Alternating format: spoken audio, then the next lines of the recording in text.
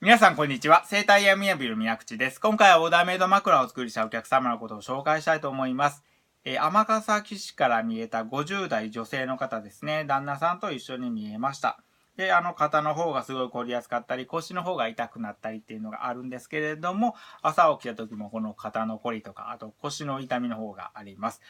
で、睡眠不足っていうのがあるんですけれども、その一番気になる原因ですね。旦那さんのいびきっていうのことです。で、結構呼吸の方も止まるとのことで、かなり気になるとのことですね。やっぱりいびきがちょっとピタッと止まったかと思ったら呼吸が止まっているっていうようなので、それ気になってちょっと起こしたりとか、そういうことも時たまあるようです。で、そうなっているとどうしてもね、気になったりとか、うるさかったりするんで、ご本人が眠気がなかなか取れないというか、日中もかなり眠たいというのがありますので、そういった面で旦那さんの方の枕ですね、正確に高さを合わせていびきの方は軽減しましたので、だいぶそうですね、この奥さんの方も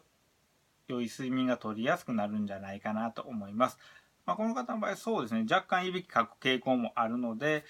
それで疲れがすごい溜まっている時とかストレスとかもねかなりかかると思うので、それでちょっといびきの方がひどくなっているって可能性はあるかと思います。今回いい枕ができましたので、こういった症状ですねかなり軽減していくんじゃないかなと思います。